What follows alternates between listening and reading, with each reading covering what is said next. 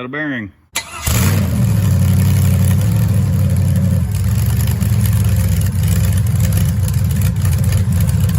Hello and welcome to Blue Collar Performance.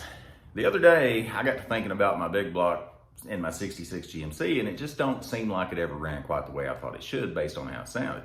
So I got a hold of my buddy Corey with Anderson Performance, who he also has a YouTube channel. It's Muscle in Cars, Muscle, the letter N, Cars. We do a lot of stuff together. We're good friends. But anyway, he's got a dyno, so we took it over there and we decided we were going to strap it down, and we were either going to make it run right or we were going to make it not run at all. It ended up being the latter. And I'm going to go ahead and tell you now, it's the least exciting blow up you've ever seen in your life. If you just want to skip ahead to that part, it's the scene where it's the front of the truck. That's the one it blows up on. So if you just want to jump to that and see the least exciting blow up ever, that's it. So anyway, we're going to get into it, and I hope you enjoy the video.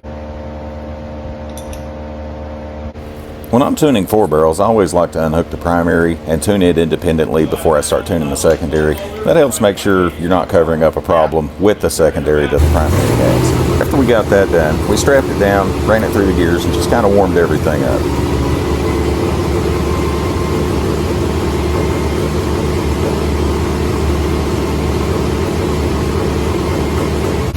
Next, I verified the timing was still at 36 degrees.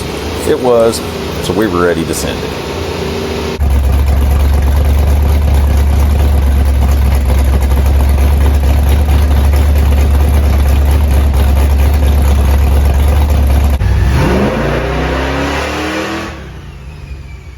So the first pull made 240 horsepower, 415 torque. Second pull, 301, 472 torque.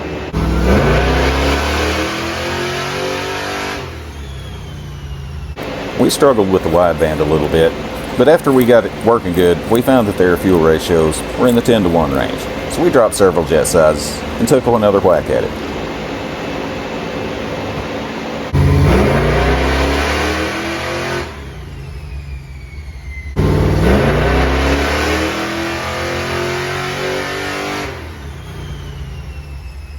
That first hit you made was 302, 459 in the jet change. Yeah. We didn't let the dyno cool, and you did another rip. You revved it a little higher. Yeah, I took it to like 62. So twisting at 6,000 is going to be okay, because it's not just falling off a cliff. It is, it is starting to drop like 5,800 or so, 57, 5,800. It's starting to fall. So turn at 6 grand when you shift it, puts you right back in the meat. This is all the decel. And that, look at that thing couple right there, though. Yeah, that's right. Torque converter's catching hold. Right where they said it would. I mean, dude, they nailed it. Yeah, so it couples, and then you're obviously that's where it's going to give you the most. Right. You know. Yeah. And the torque's laying over right there. Right. Each pass. So, but yeah, that's where it's gonna. That's where it's grabbing. Yep. With the air-fuel ratio looking good on the primaries, went ahead and hooked the secondary linkage back up. Time to make some 4-barrel rips and see where that ended up.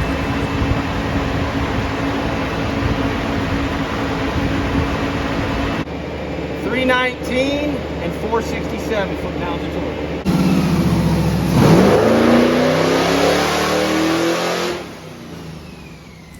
After we made this pull, the truck was idling and just died.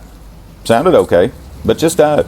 So I hit the starter a couple of times, and when the positive battery cable exploded, I knew I had a problem.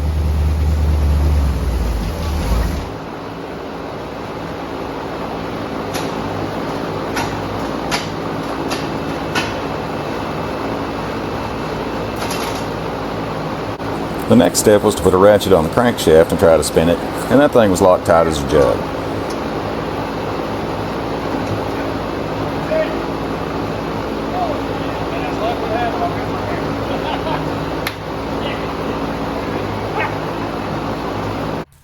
Now it was time for the autopsy.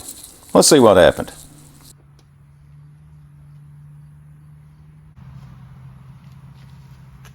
Nope, bearing. Right there, we got a bearing.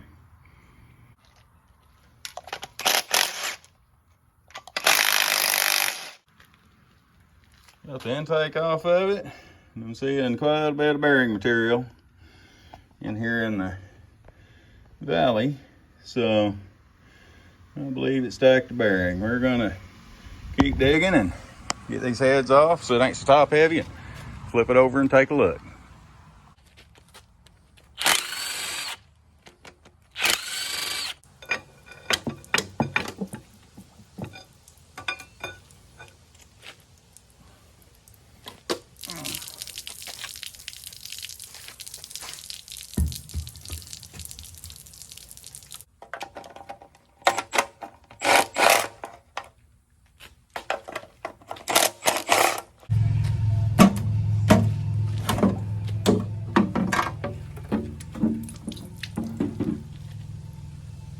Son of the bitches.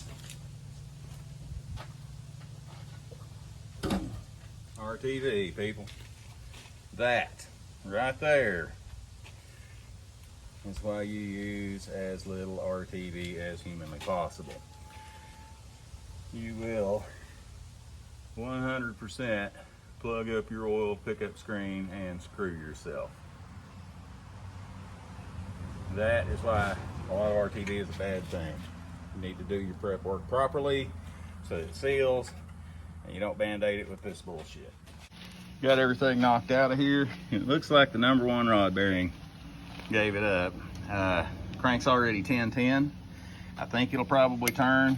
When I was cleaning up out in the driveway, I did find the number one rod bearing, and it had in fact spun. You can tell by looking at it there. And a key thing I look for a lot of times is the little ear that locates the bearing. There should be an ear on one side or the other that kind of sticks out. Anytime that ear's flat, that bearing has spun and that rod's going to need to be resized. This was the second main bearing, which it just got trashed through it. And then this was the fourth main bearing. Obviously I didn't pull it off. I don't, oddly enough, I don't have an old style balancer. Sorry about the blow up on the thing. I am, but I'm not, because you know the crank's not a complete mess, but it would have been a much better video if it would have thrown the pistons through the fenders. But you're gonna have some of that. So anyway, I'm gonna debate on what I'm gonna do here. I'm gonna leave it off here, and I thank you for watching. I hope you enjoyed the video, and I hope you'll join me next time.